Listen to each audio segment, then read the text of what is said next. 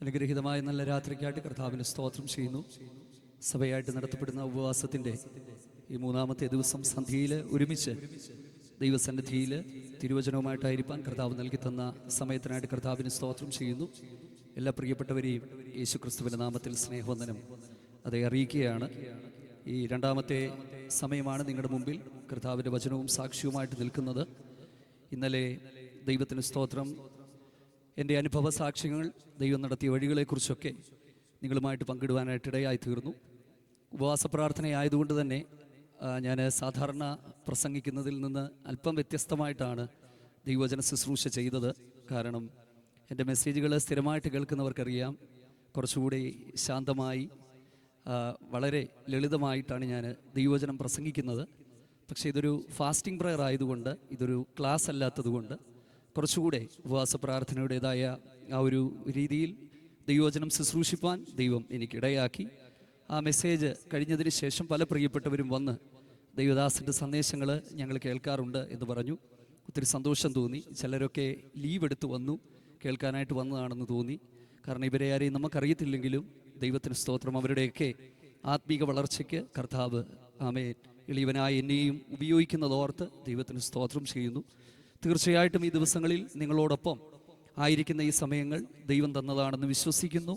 കാരണം ദൈവത്തിൻ്റെ ഹിതവും പദ്ധതിയും ഇല്ലാതെ ഇങ്ങനെ ഒരു കാര്യം ഒരിക്കലും നടക്കത്തില്ല. കർത്താവ് നമ്മളെല്ലാവരെയും സഹായിക്കുകയും അനുഗ്രഹിക്കുകയും ചെയ്യട്ടെ. എൻ്റെയും കുടുംബത്തിൻ്റെയും ശുശ്രൂഷകളെ ഓർത്തുകൊണ്ട് ദൈവമക്കൾ പ്രാർത്ഥിക്കുക. ഒരുപാട് ആളുകൾ പാപബോധമുണ്ടായി ആമേൻ ദിവസവും വിളിക്കുകയും അവരെയൊക്കെ ദൈവസന്നിധിയിലേക്ക് നടത്തുകയും ആവശ്യമായിട്ടുള്ള മാർഗനിർദ്ദേശങ്ങൾ കൊടുക്കുകയും ഒക്കെ ചെയ്യുമ്പോൾ അതിൻ്റേതായ ഒത്തിരി ആത്മീക പോരാട്ടങ്ങൾ, പ്രതികൂലങ്ങൾ ഞങ്ങളുടെ ജീവിതത്തിൻ്റെ അകത്ത് പല സമയങ്ങളിലും ഞങ്ങൾ അനുഭവിക്കാറുണ്ട്. പക്ഷേ കൃപയാൽ വിളിച്ച ദൈവം വിശ്വസ്തനായതുകൊണ്ട് കാരുണ്യവാനായ ദൈവം പലതും മുന്നമേൽ വെളിപ്പെടുത്തി ദർശനങ്ങളിലൂടെ, ആലോചനകളിലൂടെ ഭയങ്കരമായ ദൈവത്തിൻ്റെ കരുതലിൻ്റെ അകത്ത് കർത്താവ് ഓരോ ദിവസവും മുൻപോട്ട് നടത്തുകയാണ്. ഞങ്ങളുടെ ശുശ്രൂഷകളെ ഓർത്തുകൊണ്ട് ദൈവമക്കൾ പ്രാർത്ഥിക്കുക. ഇന്നലെ രാത്രിയിൽ നമ്മൾ ചിന്തിച്ചത് അപ്പോസ്തല പ്രവൃത്തി 13-ാം അധ്യായത്തിൻ്റെ 4-ാമത്തെ വാക്യത്തിൽ നിന്നാണ്. ആ വാക്യത്തിൽ നാം ചിന്തിച്ചത്, ആ വാക്യം ഇങ്ങനെയാണ്: പരിശുദ്ധാത്മാവ് അവരെ പറഞ്ഞയച്ചിട്ട് എന്നുള്ള ഒരു പദമാണ് നാം ചിന്തിച്ചത്. അന്ത്യോക്യയിൽ നടന്ന ഒരു ഉപവാസം, ആ ഉപവാസത്തിൽ വിരലിലെണ്ണാവുന്ന 5 പേർ ഉപവസിച്ച ഒരു ഉപവാസ പ്രാർത്ഥന. ആ പ്രാർത്ഥനയെക്കുറിച്ചാണ് നമ്മൾ ചിന്തിച്ചത്. കുറച്ച് ശബ്ദവും കുറച്ച് ആരാധനയുടെ ബഹളവുമൊക്കെ ഉണ്ടായിരുന്നതുകൊണ്ട് നിങ്ങൾ കേട്ട ദൂതിനെ നമുക്കൊരിക്കലും നഷ്ടപ്പെടുത്തി കളയരുത്. Price the Lord.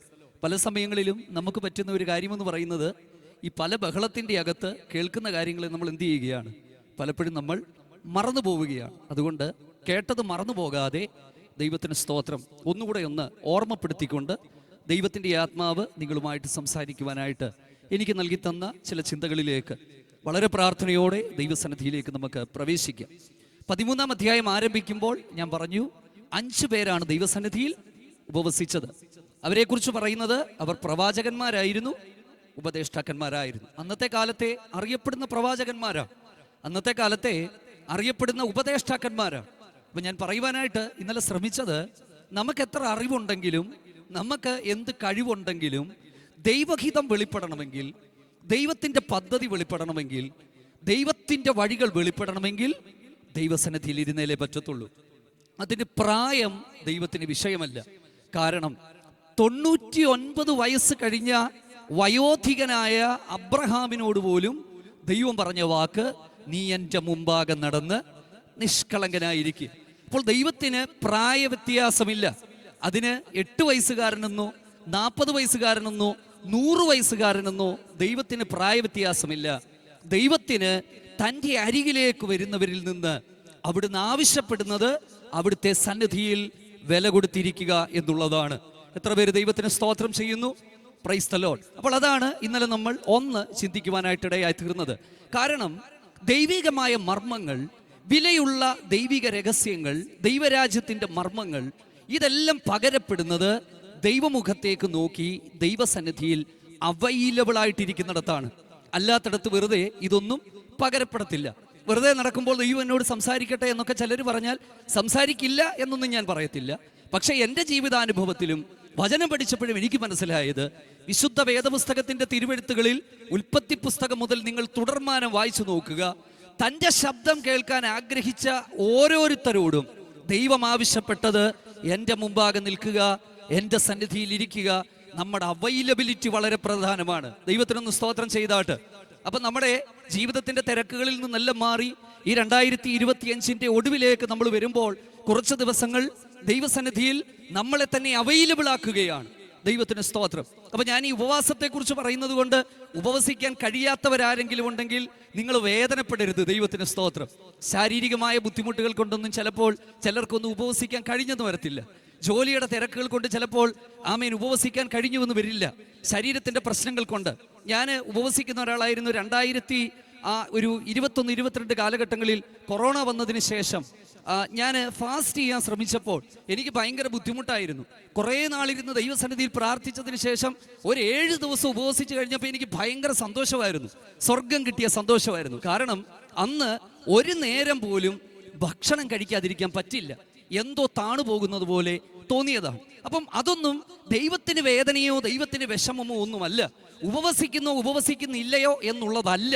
ഉപവസിക്കാൻ പറ്റുമെങ്കിൽ ഉപവസിക്കുക, ഉപവസിക്കാൻ പറ്റിയില്ലെങ്കിലും കുഴപ്പമൊന്നുമില്ലെന്നേ. അങ്ങനെ എത്ര ദിവസം ഉപവസിക്കണമെന്നോ എങ്ങനെ ഉപവസിക്കണമെന്നുള്ള കർശനമായ കൽപ്പനകളൊന്നും വചനത്തിലില്ല. പക്ഷെ ദൈവസന്നിധിയിൽ ഉപവാസത്തെക്കാൾ അധികം നമ്മുടെ അവൈലബിലിറ്റിയാണ് ദൈവത്തിന് ആവശ്യം. എത്ര പേര് ഇന്ന് രാത്രിയിൽ വചനം കേട്ട് മനസ്സിലാക്കുന്നു, നാം ദൈവസന്നിധിയിൽ ഇരിക്കുന്നുണ്ടോ എന്നുള്ളതാണ് ദൈവത്തിന് നമ്മളെക്കുറിച്ചുള്ള ആഗ്രഹം എന്ന് പറയുന്നത്. കാരണം ഇരുന്നെങ്കിൽ മാത്രമേ ദൈവഹിതവും ദൈവത്തിൻ്റെ വഴികളും നമ്മുടെ ജീവിതത്തിൽ വെളിപ്പെടത്തുള്ളൂ. നമ്മൾ ഈ ദൈവഹിതം എന്ന് പറയും. എന്താണ് ദൈവഹിതം? നമ്മൾ മനസ്സിലാക്കുക, നമ്മൾ ഓരോരുത്തരെ കുറിച്ചും ദൈവത്തിന് വ്യക്തമായ ഹിതമുണ്ട്, വ്യക്തമായ പദ്ധതിയുണ്ട്. നമ്മൾ ആ ഹിതത്തെക്കുറിച്ച് മനസ്സിലാക്കുമ്പോൾ നമ്മൾ മനസ്സിലാക്കണം, ഒന്ന്, ദൈവത്തിൻ്റെ ടൈമിംഗ്. ഞാനത് നിങ്ങൾക്ക് തെളിയിച്ചു തരാം. 2, നമ്മൾ ഒരു സ്ഥലത്തായിരിക്കണമെന്നുള്ള ദൈവത്തിൻ്റെ ഇഷ്ടം. അത് സമയം പ്രധാനമാണ്, സ്ഥലം പ്രധാനമാണ്. ഞാനത് തെളിയിച്ചു തരാം. അപ്പോസ്തല പ്രവൃത്തികളിൽ 16-ാം അധ്യായത്തിൻ്റെ 6-ാമത്തെ വാക്യത്തിലേക്ക് നിങ്ങൾ വരുമ്പോൾ അവിടെ ഒരു കാര്യം ശ്രദ്ധിക്കുക. ഈ മിഷനറി യാത്രയുമായി ആത്മാവ് നടത്തി യാത്ര ചെയ്തു പോയവരാണ് പൗലോസും കൂടെയുള്ളവരും. പക്ഷേ നിങ്ങൾ ആ ഭാഗം ശ്രദ്ധിച്ചോ? ആസ്യയിൽ വചനം പ്രസംഗിക്കരുതെന്ന് പരിശുദ്ധാത്മാവ് വിലക്കി. ഞാൻ ചോദിക്കട്ടെ, വചനം പ്രസംഗിക്കരുതെന്ന് പരിശുദ്ധാത്മാവ് വിലക്കുമോ? നമ്മളോട് വചനം പ്രസംഗിക്കരുതെന്ന് ദൈവാത്മാവ് വിലക്കിയാൽ നമ്മൾ 4 സൈഡും അടച്ച് ശാസിക്കും. കാരണം എന്താ? നമ്മുടെ ധാരണയിൽ, നമ്മുടെ ചിന്തയിൽ വചനം പ്രസംഗിക്കരുതെന്ന് പറയുന്നത് പിശാചാണ്. വചനം പ്രസംഗിക്കരുതെന്ന് പറയുന്നത് ഇരുട്ടിന്റെ ശക്തിയാണ്. പക്ഷെ നിങ്ങൾ ഇവിടെ ശ്രദ്ധിക്കുക, പരിശുദ്ധാത്മാവ് അവരോട് വചനം ആസ്യയിൽ പ്രസംഗിക്കരുതെന്ന് പറഞ്ഞു. എന്ത് മനസ്സിലായി? Price the lord. ഞാൻ പറഞ്ഞത് ദൈവഹിതമാണ് ഞാൻ മനസ്സിലാക്കുവാനായിട്ട് ആഗ്രഹിക്കുന്നത്. അത് ഞാൻ നിങ്ങളിലേക്ക് കമ്മ്യൂണിക്കേറ്റ് ചെയ്യുകയാണ്. വളരെ ശാന്തമായി ഇതിനെ നമ്മൾ മനസ്സിലാക്കണം. അപ്പൊ നമ്മുടെ ജീവിതത്തിന്റെ അകത്ത് ചെറുതും വലുതുമായ ഓരോ കാര്യങ്ങളിൽ ദൈവത്തിന്റെ ഹിതമുണ്ട്. നമ്മൾ എവിടെ ആയിരിക്കണം, നമ്മൾ എവിടെ ശുശ്രൂഷ ചെയ്യണം, നമ്മൾ ആരെ വിവാഹം കഴിക്കണം, ഏത് ജോലി സ്ഥലത്തായിരിക്കണം, കുഞ്ഞുങ്ങൾ എത്ര ഉണ്ടാകണം, ഓരോ ദിവസവും എന്തെല്ലാം നടക്കണം, ഇതിൻ്റെ അകത്തൊക്കെ ദൈവഹിതമുണ്ടെന്നേ. Price the lord. ഞാൻ പറഞ്ഞത് എത്ര പേർക്ക് മനസ്സിലായി? അപ്പൊ ഇത് നമുക്ക് എങ്ങനെ മനസ്സിലാകും? ദൈവത്തിന് സ്തോത്രം. ആസ്യയിൽ വചനം പ്രസംഗിക്കരുതെന്ന് പരിശുദ്ധാത്മാവ് വിലക്കി. അപ്പോസ്തല പ്രവൃത്തി 13-ാം അധ്യായത്തിൽ പൗലോസിനെയും ബർന്നബാസിനെയും ഞാൻ വിളിച്ചിരിക്കുന്ന എൻ്റെ വേലയ്ക്ക് വേർതിരിക്കുവാനെന്ന് ആര് പറഞ്ഞു? പരിശുദ്ധാത്മാവ് പറഞ്ഞു. അവിടെ നിങ്ങൾ ശ്രദ്ധിച്ചോ? ദൂത് പറഞ്ഞ പ്രവാചകന്റെ പേരില്ല. ദൂത് പറഞ്ഞ പ്രവാചകന്റെ പേര് അവിടെ ഇല്ല. പരിശുദ്ധാത്മാവാണ് പറഞ്ഞത്. 13-4 അവരെ പറഞ്ഞയച്ചത് പരിശുദ്ധാത്മാവാണ്. അപ്പൊ പല സമയങ്ങളിലും നമ്മൾ ആഗ്രഹിക്കുന്നത്, ഒരു പ്രവാചകൻ വന്ന് എൻ്റെ തലയിൽ കൈവച്ചിരുന്നെങ്കിൽ, ഒരു ദൈവദാസൻ വന്ന് എന്നോട് ദൂത് പറഞ്ഞിരുന്നെങ്കിൽ എനിക്ക് ഭയങ്കര സന്തോഷമായിരുന്നു. അങ്ങനെ ആഗ്രഹിക്കുന്നവർ പലരുമുണ്ട്. പക്ഷെ ഞാനൊരു കാര്യം നിങ്ങളോട് പറയാം, പ്രവാചകൻ വന്ന് തലയിൽ കൈവച്ചില്ലെങ്കിലും ആമേൻ, ആഗ്രഹിക്കുന്ന സമയത്ത് ആമേൻ, നമ്മളോട് ദൈവദാസൻ ദൂത് പറഞ്ഞില്ലെങ്കിലും ദൈവസന്നിധിയിലിരിക്കുന്ന ദൈവപൈതലേ, നിന്നോട് പരിശുദ്ധാത്മാവ് സംസാരിക്കും. അതിന് വ്യക്തി പ്രാധാന്യമില്ല. Price the Lord. അപ്പോൾ ഇന്നത്തെ കാലത്ത് നമുക്ക് പറ്റിയ ഏറ്റവും വലിയ പ്രശ്നങ്ങളിൽ ഒന്ന്, നമ്മൾ വ്യക്തികളിലേക്ക് ശ്രദ്ധ കേന്ദ്രീകരിക്കാൻ തുടങ്ങി, വ്യക്തികൾക്ക് പ്രാധാന്യം കൊടുക്കാൻ തുടങ്ങി. ഞാൻ പ്രവചനത്തിനെതിരല്ല, ഞാൻ പ്രവചന ശുശ്രൂഷ ചെയ്യുന്ന ഒരാളാണ്, ദൈവത്തിന് സ്തോത്രം. പക്ഷെ ഞാൻ പ്രവചനത്തിനെതിരല്ല. പക്ഷെ നമ്മൾ ഈ പ്രവചനത്തിന്റെ അകത്ത് മനസ്സിലാക്കണം, നല്ല പ്രവാചകനാണെങ്കിൽ എനിക്കുള്ള ദൂത് കിട്ടുമെന്ന് അവരിൽ മാത്രം നമ്മൾ ഡിപ്പെൻഡ് ചെയ്യാതെ, നിങ്ങൾ ഈ 11-ാം അധ്യായം 13-ാം അധ്യായം ശ്രദ്ധിച്ചപ്പോൾ പരിശുദ്ധാത്മാവ് ആലോചന പറഞ്ഞു. Price the lord, hallelujah. അപ്പോസ്തല പ്രവൃത്തി 9-ാം അധ്യായത്തിൽ പൗലോസിനോട് വന്ന് ദൂത് പറഞ്ഞത് അനന്യാസ് എന്ന് പറയുന്ന ഒരു പ്രവാചകനാണ്. അദ്ദേഹത്തിന്റെ മാനസാന്തരത്തിന് ശേഷം അദ്ദേഹം ഇരുന്ന സ്ഥലത്ത് ഒരു പ്രവാചകൻ വന്ന് അദ്ദേഹത്തോട് ദൂത് പറഞ്ഞു. അവിടെ പേരുണ്ട്. അന്നേരം ഒരു പ്രവാചകന്റെ ആവശ്യമുണ്ടായിരുന്നു. പക്ഷെ 13-ലേക്ക് വന്നപ്പോൾ പ്രവാചകന്റെ പേരവിടെ എഴുതിയിട്ടില്ല, ആരിലൂടെ ദൂത് പറഞ്ഞെന്ന് എഴുതിയിട്ടില്ല. കാരണം എന്താണെന്നറിയാമോ? ദൈവസന്നിധിയിൽ സമ്പൂർണമായി വിധേയപ്പെട്ടപ്പോൾ പരിശുദ്ധാത്മാവ് സകല നിയന്ത്രണത്തെയും ഏറ്റെടുത്തു. എത്ര പേര് ഇന്ന് രാത്രിയിൽ ദൈവത്തിന് സ്തോത്രം ചെയ്യും? എൻ്റെ പ്രിയപ്പെട്ടവരെ, ഈ ദിവസങ്ങളിൽ നമ്മൾ ഹൃദയംഗമായി ദൈവസന്നിധിയിൽ പ്രാർത്ഥിക്കേണ്ട ഒരു പ്രാർത്ഥനയുണ്ട്. ദൈവമേ, ആമേൻ, ഏത് പ്രവാചകൻ പറഞ്ഞു എന്നുള്ളതല്ല, പാസ്റ്റർ റെൻസൻ ശുശ്രൂഷിച്ചു എന്നുള്ളതല്ല, എൻ്റെ ജീവിതത്തിന്റെ നിയന്ത്രണം, എൻ്റെ കുടുംബത്തിന്റെ നിയന്ത്രണം, എൻ്റെ തലമുറയുടെ നിയന്ത്രണം ദൈവാത്മാവ് ഏറ്റെടുക്കണമെന്ന് എത്ര പേർ ദൈവസന്നിധിയിൽ പ്രാർത്ഥിക്കും? Price the lord, hallelujah. അപ്പോൾ ശരിക്കും 16-ാം അധ്യായത്തിന്റെ 6-ാമത്തെ വാക്യത്തിലേക്ക് നമ്മൾ വരുമ്പോൾ അവിടെ നമുക്ക് കാണാനായിട്ട് പറ്റുന്നത്, ആസ്യയിൽ വചനം പ്രസംഗിക്കരുതെന്ന് പരിശുദ്ധാത്മാവ് വിലക്കി. പിശാച് വിലക്കിയെന്നല്ല, ഞാൻ ആ ഭാഗം ഒന്ന് മനസ്സിലാക്കിയാണ്. അപ്പോസ്തലനായ പൗലോസ് എന്ന് പറയുന്നത് വളരെ ദീർഘവീക്ഷണമുള്ള മനുഷ്യനായിരുന്നു, സുവിശേഷ ദാഹിയായിരുന്നു. ആസ്യ എന്ന് പറയുന്ന സ്ഥലത്തെക്കുറിച്ച് ദൈവത്തിന് സ്തോത്രം നമ്മൾ പഠിക്കുമ്പോൾ സുവിശേഷത്തിന് വളരെ സാധ്യതയുള്ള ഒരു സ്ഥലമായിരുന്നു. അപ്പോൾ ആ സ്ഥലത്തെ സാധ്യത കണ്ടായിരിക്കാം അദ്ദേഹം തന്റെ ശുശ്രൂഷ അവിടെ തുടങ്ങിയത്. പക്ഷേ അവിടുത്തെ സാധ്യതകളല്ലായിരുന്നു ദൈവത്തിന്റെ പദ്ധതികൾ. ഞാൻ പറഞ്ഞത് എത്ര പേർക്ക് മനസ്സിലായി? നമ്മൾ പലതും നമ്മുടെ കണ്ണിൽ സാധ്യതകൾ കാണുമ്പോൾ ദൈവഹിതം എന്ന് പറയുന്നത് മറ്റൊന്നാണ്. ഞാൻ ആ ഭാഗം പഠിച്ചപ്പോൾ എനിക്ക് മനസ്സിലായത്, ആസ്യയിൽ സാധ്യതയുണ്ട്, ആസ്യയിൽ ധാരാളം ആളുകൾ രക്ഷിക്കപ്പെടാനുണ്ട്. കാരണം ഇത് കഴിഞ്ഞ് ഒരു 2 അധ്യായം കഴിയുമ്പോൾ ആസ്യയിൽ വളരെ ശക്തമായൊരു ഉണർവ് പൗലോസിലൂടെ ദൈവം ചെയ്തെടുക്കുന്നുണ്ട്. അപ്പോൾ ഉണർവ് അവിടെ നടക്കുന്നുണ്ട്. പക്ഷെ ദൈവത്തിന്റെ ടൈം അതല്ലായിരുന്നു. ഞാൻ പറഞ്ഞത് എത്ര പേർക്ക് മനസ്സിലായി? എത്ര പേർക്ക് ഇന്ന് രാത്രിയിൽ അത് മനസ്സിലായി? നിങ്ങളൊന്ന് നോക്കിക്കേ. പൗലോസ് ശുശ്രൂഷിക്കാൻ അറിയാത്തയാളല്ല, പൗലോസിന്റെ മേൽ ആത്മാവില്ലാത്തത് കൊണ്ടല്ല, എല്ലാമുണ്ട്. പക്ഷേ പൗലോസ് അവിടെ ശുശ്രൂഷിക്കുന്നത് ദൈവഹിതമല്ലായിരുന്നു. ഇന്നത്തെ കാലത്ത് ദൈവഹിതമല്ലെങ്കിലും ഞാനും നിങ്ങളുമൊക്കെ അവസരങ്ങൾ ഉണ്ടാക്കാൻ, വഴിയുണ്ടാക്കാൻ, കസേര ഉറപ്പിക്കാൻ, നമ്മുടെ ആമേൻ എന്താ പറയുന്നത്, പ്രസൻസ് ഒന്ന് കാണിക്കാൻ ആമേൻ കഠിന പരിശ്രമം നടത്തുമ്പോൾ തിരുഹിതത്തിന് ആമേൻ വെളിപ്പെടുന്ന ദൈവവൈതലേ, നിന്റെ മുമ്പിൽ ഒരു കാര്യത്തെ ദൈവം വേണ്ട എന്ന് നിന്നോട് പറഞ്ഞാൽ അതിന്റെ അർത്ഥം എന്ന് പറയുന്നത് അതല്ല നിന്റെ സ്ഥലം, അതല്ല നിന്റെ വഴി, അതല്ല നിന്റെ മുമ്പിലുള്ളത്. മറ്റൊരു സ്ഥലത്തേക്ക് നിന്നെ എത്തിക്കുവാൻ ദൈവത്തിന് പദ്ധതിയുണ്ട്. Price the lord, praise the Lord. പിന്നീട് നമ്മൾ നോക്കുമ്പോൾ പൗലോസിന്റെ ജീവിതത്തിന്റെ അകത്ത് ഒരു ചുറ്റലാണ് നമ്മൾ കാണുന്നത്. അങ്ങനെ തന്നെ നമ്മൾ പറയണം. പ്രാർത്ഥിക്കുന്നവന്റെ ജീവിതത്തിൽ ചുറ്റലുണ്ടോ? തീർച്ചയായും പ്രാർത്ഥിക്കുന്നവന്റെ ജീവിതത്തിൽ ചുറ്റലുണ്ട്. നോക്കിക്കേ, ഫ്രുഗിയിലൂടെ സഞ്ചരിച്ചു, ഗലാത്യ ദേശത്ത് സഞ്ചരിച്ചു, മൂസ്യ കടന്ന് ബിഥുന്യക്ക് പോകുവാൻ ശ്രമിച്ചു. യേശുവിന്റെ ആത്മാവോ സമ്മതിക്കുന്നില്ല, ഒരു സ്ഥലത്തും പ്രസംഗിക്കാൻ സമ്മതിക്കത്തില്ല. നമ്മൾ ചിന്തിക്കുന്നത് എന്തൊരു പോരാട്ടമാണിത്. നമ്മൾ പറയും, ഞാൻ ഇനി ശുശ്രൂഷിക്കുന്നില്ല, ഞാൻ ഇനി പ്രാർത്ഥിക്കുന്നില്ല, ഞാൻ നിർത്തുകയാണ് പരിപാടി. സമ്മതിക്കുന്നില്ല. ഈ സ്ഥലങ്ങളെക്കുറിച്ച് നമ്മൾ പഠിക്കുമ്പോൾ ഇതൊന്നും ചെറിയ സ്ഥലങ്ങളല്ല, മനസ്സിലായോ? ഇതെല്ലാം ഓരോ വലിയ വലിയ സ്ഥലങ്ങളാണ്. ഈ സ്ഥലങ്ങളിൽ പോയി ശുശ്രൂഷിക്കാൻ അദ്ദേഹം ശ്രമിച്ചപ്പോൾ അവിടെ എങ്ങും അനുവദിച്ചില്ല. ഏറ്റവും ഒടുവിൽ ദൈവത്തിന് സ്തോത്രം, അടുത്ത വാക്യങ്ങളിൽ നമ്മൾ കാണുന്നത് മൂസ്യ കടന്ന് ത്രോവാസിലേക്ക് എത്തി. ത്രോവാസിൽ വെച്ച് പൗലോസിനൊരു ദർശനമുണ്ടായി. ആ ദർശനത്തിൽ ദൈവം തനിക്ക് ഒരാലോചന കൊടുത്തു. മക്കദോന്യയിലേക്കാണ് പോകേണ്ടുന്നത്. ഇന്ന് രാത്രിയിൽ ഞാനൊരു കാര്യം പറയാം. ദൈവഹിതത്തിന്റെ അകത്ത് അലച്ചിലുകൾ ഉണ്ടായാലും, ദൈവഹിതത്തിന്റെ അകത്ത് ചുറ്റലുകൾ ഉണ്ടായാലും, ദൈവഹിതത്തിന്റെ അകത്ത് നിന്റെ മുമ്പിൽ ഒരു വാതിലും തുറക്കുന്നില്ലെന്ന് തോന്നിയാലും ആമേൻ, നിരാശപ്പെടരുത്, പ്രാർത്ഥന നിർത്തരുത്. എത്തിക്കേണ്ട സ്ഥലത്ത് ദൈവം എത്തിക്കുന്ന ദൈവമാണ്. എത്ര പേര് ഇന്ന് രാത്രിയിൽ വിശ്വസിക്കുന്നുണ്ട്? നമ്മളെ എത്തിക്കേണ്ട സ്ഥലത്ത് അവിടുന്ന് എത്തിക്കുന്ന ദൈവമാണ്. നിന്നെ വിളിച്ചിറക്കിയത് ദൈവമാണെങ്കിൽ ഒരു സ്ഥലത്ത് നീ ആമേൻ ദൈവത്തിന് സ്തോത്രം കിടന്നു പോയാലും, ഒരു സ്ഥലത്ത് വഴി അടഞ്ഞെന്ന് തോന്നിയാലും ഭാരപ്പെടരുത്.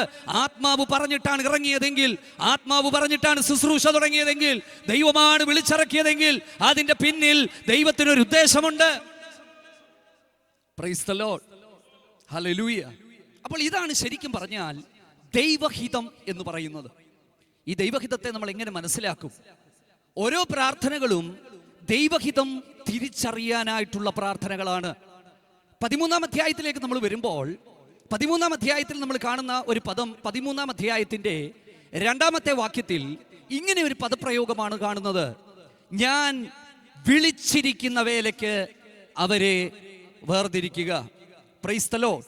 The work which I have called them എന്ന് പറഞ്ഞാൽ പരിശുദ്ധാത്മാവ് വിളിച്ചിരിക്കുന്ന ഒരു വേലയുണ്ട്. Price the Lord. ചെയ്യുന്ന വേലയുമുണ്ട്, വിളിച്ചിരിക്കുന്ന വേലയുണ്ട്. പോകുന്ന വഴിയുണ്ട്, പോകേണ്ടുന്ന വഴിയുണ്ട്. ഞാൻ പറഞ്ഞത് മനസ്സിലായോ? പോകുന്ന വഴിയുണ്ട്, പോകേണ്ടുന്ന വഴിയുണ്ട്. നമുക്കൊക്കെ ഇഷ്ടമുള്ള വഴികളിൽ യാത്ര ചെയ്ത് പോകാം. പക്ഷേ നമ്മളൊക്കെ പോകേണ്ടുന്ന ഒരു വഴിയുണ്ട്. എത്ര പേർക്ക് ഞാൻ പറഞ്ഞത് മനസ്സിലായി? ഇത് മനസ്സിലാക്കിയ ദാവീദ് പോലും ദൈവത്തിന് സ്തോത്രം 143-ാം സങ്കീർത്തനത്തിന്റെ 8-ാമത്തെ വാക്യത്തിൽ അദ്ദേഹത്തിന്റെ പ്രാർത്ഥന എന്താണെന്ന് അറിയാമോ? അദ്ദേഹം പ്രാർത്ഥിക്കുന്നത് ഇങ്ങനെയാണ്. ദൈവത്തിന് സ്തോത്രം എന്താണെന്നറിയാമോ? ഞാൻ നടക്കേണ്ടുന്ന വഴി എന്നെ അറിയിക്കണമേ. ദൈവത്തിന് സ്തോത്രം, hallelujah. Teach me to walk the way I should walk എന്ന് പറഞ്ഞാൽ ഞാൻ പോകേണ്ടുന്ന വഴി. ഞാൻ പറഞ്ഞത് മനസ്സിലായോ? ഇന്നത്തെ ലോക മനുഷ്യൻ അവർക്ക് ബോധിച്ച വഴികളിൽ പോവുകയാണ്, ലക്ഷ്യമില്ലാത്ത വഴികളിൽ പോവുകയാണ്, ഏതെങ്കിലുമൊക്കെ വഴികളിൽ പോവുകയാണ്. പക്ഷെ ഞാൻ ഇന്ന് രാത്രിയിൽ സ്നേഹത്തോടെ പറയട്ടെ, ഓരോ പ്രാർത്ഥനയും ഓരോ ദൈവസന്നിധിയിലെ ഇരിപ്പും, കർത്താവേ ഞാൻ പോകേണ്ടുന്ന വഴിയാണോ ഇത്? Price the Lord. 2025-ന്റെ ഏറ്റവും ഒടുവിലത്തെ സമയത്തിലേക്ക് നമ്മൾ വരുമ്പോൾ ലോക മനുഷ്യനെല്ലാം ഓരോരുത്തർക്കും ബോധിച്ച വഴികളിലാണ് യാത്ര ചെയ്യുന്നത്, ബോധിച്ച തെരഞ്ഞെടുപ്പുകളാണ് നടത്തുന്നത്. ഉൽപ്പത്തി പുസ്തകത്തിൽ നമ്മൾ കാണുന്നത് മനുഷ്യനൊക്കെ ബോധിച്ച വഴികളിൽ നടന്നു, ഇല്ലേ? Praise the Lord. അന്നും ബോധിച്ച വഴികളിൽ നടന്നപ്പോൾ ദൈവം വാണിങ്ങുകൾ കൊടുത്തു.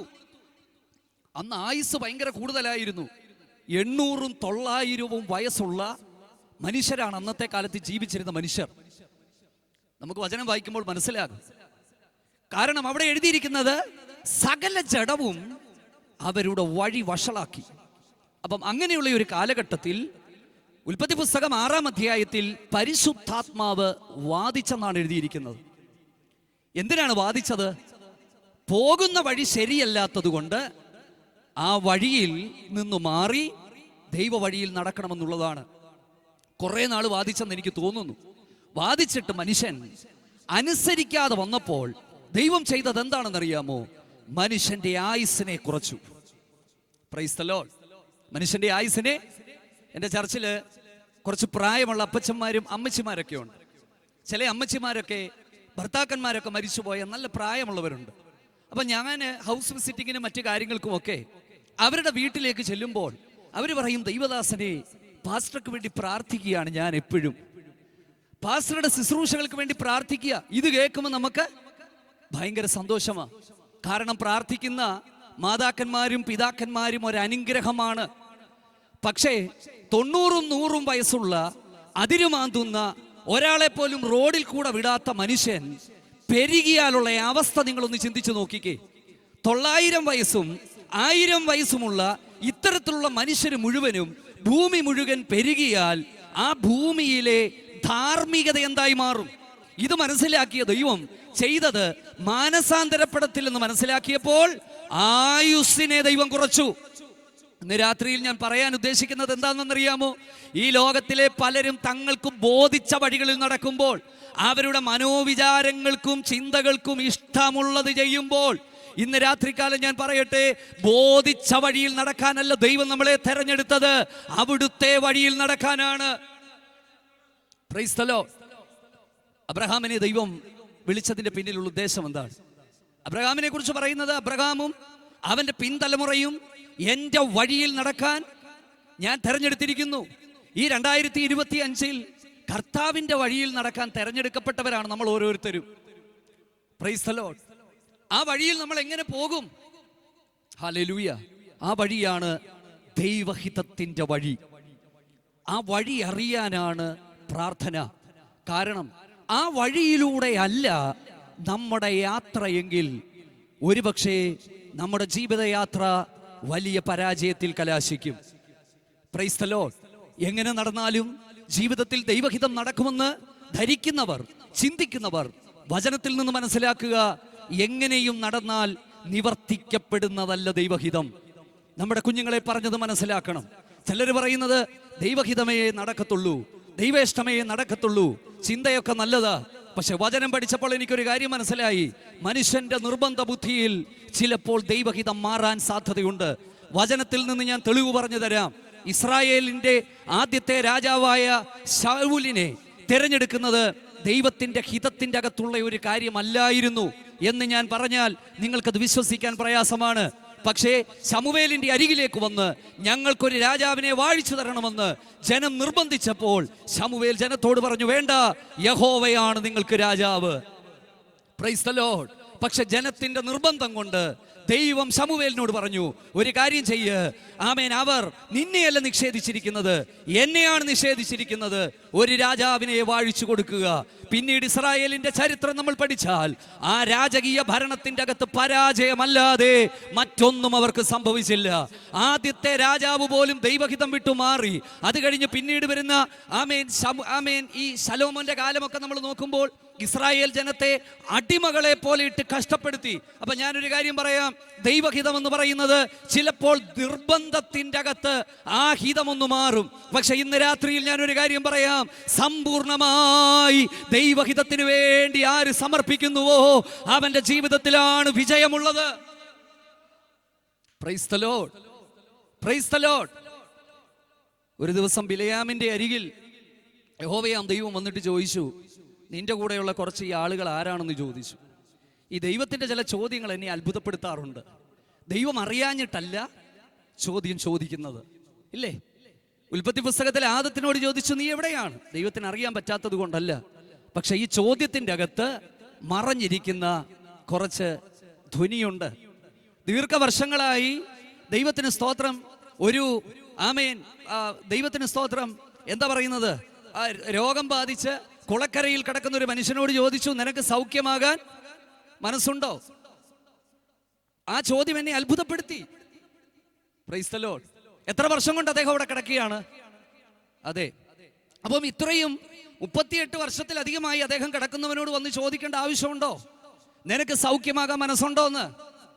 ഒന്ന്, ദൈവത്തിന് സ്തോത്രം, ദൈവം വിശ്വാസം ആവശ്യപ്പെടുന്നു.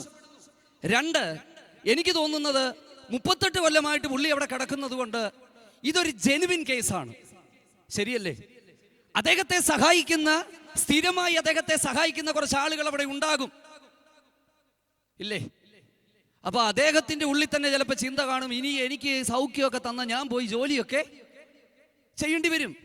കാരണം എന്താ, ഞാനിവിടെ കിടന്നാൽ എനിക്കൊരു ബുദ്ധിമുട്ടും ഇല്ല, എല്ലാ മാസവും കൃത്യമായി എന്നെ സഹായിക്കുന്നവരുണ്ട്. എൻ്റെ സ്നേഹിതനായ ഒരു ദൈവദാസൻ IPC സഭയുടെ ശുശ്രൂഷകനായിരുന്നു. അദ്ദേഹം ബാംഗ്ലൂരിലായിരുന്നപ്പം അദ്ദേഹത്തെ ഒരു കാറിടിച്ച കാല് രണ്ടായിട്ട് ഒടിഞ്ഞ് അദ്ദേഹം കട്ടിലിൽ കിടക്കുകയാണ് ദീർഘദിവസങ്ങളായി. അപ്പം ഞങ്ങളിങ്ങനെ വിവരമൊക്കെ അറിഞ്ഞു. ആദ്യം അദ്ദേഹം ICUവിലൊക്കെ ആയിരുന്നു. 2 മാസം കഴിഞ്ഞ് വളരെ പ്രയാസപ്പെട്ട് ഞാൻ ഫോണിൽ വിളിച്ചിട്ട് ഞാൻ ചോദിച്ചു, ദൈവദാസനെ കട്ടിലിൽ കിടപ്പാ, ബുദ്ധിമുട്ടാ ഇല്ലേ എന്ന്. ഇദ്ദേഹം എന്നോട് പറയുക, ഒരു കുഴപ്പമില്ലടാന്ന്. ഞാൻ ഞെട്ടിപ്പോയി. ഞാൻ വളരെ പ്രയാസപ്പെട്ട ചോദിച്ചത്. അയ്യോ, വളരെ ഭവ്യതയോടെ, വയ്യാതെ കിടക്കുന്ന ആളല്ലേ. അപ്പൊ അവൻ എന്നോട് പറയുക, എടാ ഒരു ജോലിയും ചെയ്യണ്ട. എനിക്കൊന്ന് വീട്ടിലെ പണിയല്ല അദ്ദേഹമായിരുന്നു ചെയ്തുകൊണ്ടിരുന്നതെന്ന് തോന്നുന്നു. ആപ്പിള്, ചായ, കാപ്പി, വയ്യാതെ കിടക്കുന്നതുകൊണ്ട് സഭയിലെ വിശ്വാസികൾ പാസ്റ്റർക്ക് ഫ്രീ സാലറി. അവൻ എന്നോട് സ്നേഹമുള്ളത് കൊണ്ട് അവൻ എന്നോട് പറഞ്ഞടാ, ഞാൻ ഒത്തിരി ഓടി, 2-3 മാസം കിടന്നാലും ഒരു കുഴപ്പമില്ലടാ. ഞാൻ ഞെട്ടിപ്പോയി. Price the Lord. അങ്ങനെയുള്ള ആളുകളും ഉണ്ട്. ഞാൻ പറഞ്ഞത് എത്ര പേർക്ക് മനസ്സിലായി? ഈ 38 സംവത്സരമായി കിടക്കുന്ന ഈ വ്യക്തിക്ക് ഒരുപക്ഷെ സഹായങ്ങൾ സ്വീകരിച്ചുകൊണ്ട് മാസാമാസം സ്ഥിരമായി സഹായിക്കുന്നവർ കാണും. ഒരുപക്ഷെ ഞാൻ എൻ്റെ ഭാവന ഞാനങ്ങ് പറയാം, ഈ ചിന്തയൊക്കെ മനസ്സിൽ കടന്നിട്ട് ഇനി സൗഖ്യം കിട്ടിയില്ലേലും കുഴപ്പമൊന്നുമില്ല എന്ന് ചിന്തിച്ചത് കൊണ്ടാണോ യേശു അവനോട് ചോദിച്ചത്, നിനക്ക് സൗഖ്യമാകാൻ മനസ്സുണ്ടോ? Praise the lord. ഇന്ന് രാത്രിയിൽ ദൈവത്തിന് സ്തോത്രം. ഒരു കാര്യം ഞാൻ പറയട്ടെ, നമ്മുടെ ഹൃദയത്തെയും മനസ്സിനെയും ദൈവസന്നിധിയിലേക്ക് സമർപ്പിക്കുന്നതാണ് ദൈവത്തിന് സ്തോത്രം ദൈവം മുമ്പിൽ നിന്ന് ആമേൻ ചിലത് കിട്ടുവാൻ ദൈവം നമ്മിൽ നിന്ന് പ്രതീക്ഷിക്കുന്നത്. Price the Lord. അപ്പൊ ദൈവഹിതം എന്ന് പറയുന്ന ഒരു കാര്യമുണ്ട്. അപ്പോൾ ഈ ബിലയാമിനോട് ദൈവം ചോദിച്ച ചോദ്യം എന്താണ്? നിന്റെ വീട്ടിൽ വന്നിരിക്കുന്ന ഈ ആളുകൾ ആരാണ്? അങ്ങനെയാണ് അവിടെ എഴുതിയിരിക്കുന്നത്. കൊള്ളാം. നിന്നോടുകൂടെയുള്ള ഈ മനുഷ്യർ ആരാണ്? സത്യത്തിൽ ആ ചോദ്യത്തിന്റെ പിറകിൽ ദൈവം ഒളിപ്പിച്ച കുറച്ച് അർത്ഥങ്ങൾ ഉണ്ടായിരുന്നു. എന്ന് പറഞ്ഞാൽ, ഇവർ നിന്റെ വീട്ടിൽ കാണാൻ പാടില്ലാത്തവരാണ്, പക്ഷെ ഇവരെന്തിനാണ് നിന്റെ വീട്ടിൽ വന്നത്? ബിലയാം കുറച്ച് കാര്യങ്ങളൊക്കെ പറഞ്ഞിട്ട് ദൈവം പറഞ്ഞു, നീ ദൈവത്തിന് സ്തോത്രം അവരോടുകൂടെ പോകരുത്, ഈ ജനത്തെ ശപിക്കരുത്. പക്ഷെ ബിലയാം പിന്നെയും അടുത്ത ദിവസങ്ങളിൽ വീണ്ടും ദൈവഹിതം ചോദിച്ചപ്പോൾ അവിടെ എഴുതിയിരിക്കുന്നത്, നീ അവരോടുകൂടെ പോകാൻ ദൈവം പറഞ്ഞു. ഞാൻ ചോദിക്കട്ടെ, ഈ ദൈവത്തിന്റെ ഹിതം തലേന്നും പിറ്റേന്നും മാറുമോ? നിങ്ങൾ പറഞ്ഞാട്ടെ, ദൈവത്തിന്റെ ഹിതം തലേന്നും പിറ്റേന്നും മാറുമോ? കണ്ടോ, പോക എന്ന് പറഞ്ഞു. ഞാൻ നിന്നോട് കൽപ്പിക്കുന്ന കാര്യമേ. സത്യത്തിൽ പോകാൻ പറഞ്ഞത് ദൈവം ഇഷ്ടത്തോടെ പറഞ്ഞതല്ല. അതിന്റെ കാര്യം ഞാൻ പറയാം. അടുത്ത വാക്യം നിങ്ങൾ കാണുമ്പോൾ നിങ്ങൾക്ക് മനസ്സിലാകും. അവൻ പോകുമ്പോൾ ദൈവത്തിന് സ്തോത്രം ആമേൻ, യഹോവയുടെ കോപം ജ്വലിച്ചു. Price the Lord. ഈ ബിലയാമിന്റെ പിന്നീടുള്ള യാത്ര നിങ്ങൾ നോക്കിയാൽ വെളിപ്പാടുള്ള ബിലയാം പ്രശ്നക്കാരനായ ബിലയാമായി മാറി. ബിലയാമിന്റെ ജീവിതത്തിന്റെ ചരിത്രത്തിന്റെ അവസാനത്തിലേക്ക് വരുമ്പോൾ വാളിന്റെ വായ്ത്തലയാൽ കൊന്നൊടുക്കപ്പെട്ട് ആമേൻ ഇസ്രായേൽ എന്ന് പറയുന്ന ജനതയെ പാപത്തിലേക്ക് വീഴ്ത്തുവാൻ ദൈവത്തിന് സ്തോത്രം ബാലാക്കിന് ബുദ്ധിയുപദേശം കൊടുത്ത് ഒരു നല്ല രീതിയിൽ ജീവിതം തീരേണ്ടുന്ന മനുഷ്യന്റെ ജീവിതത്തിന്റെ അകത്ത് ദൈവഹിതത്തിന്റെ അകത്ത് നിന്ന് മാറിപ്പോയത് കൊണ്ട് പിന്നീട് സംഭവിച്ചത് എന്താണെന്നറിയാമോ? വലിയ പരാജയത്തിലേക്ക് പോയി. ഇന്ന് രാത്രി ഞാൻ പറയാം, കുഞ്ഞുങ്ങളെ ദൈവഹിതത്തിനായി ദൈവസന്നിധിയിൽ സമർപ്പിക്കണം. Price the lord. Praise the Lord. സ്തോത്രം. നമ്മുടെ ജീവിതത്തിന്റെ അകത്തെ ചെറുതും വലുതുമായ ഓരോ കാര്യങ്ങളും ദൈവഹിതത്തിനായി സമർപ്പിക്കണം. ഒരു തുണയെ തെരഞ്ഞെടുക്കുമ്പോൾ, ഒരു ചുവട് വെക്കുമ്പോൾ, ജീവിതത്തിന്റെ അകത്തെ ഒരു ചെറിയ കാര്യങ്ങൾ ചെയ്യുമ്പോൾ ആമേൻ ദൈവസന്നിധിയിലേക്ക് അത് കൊടുത്തിട്ട് വേണം പോകാൻ.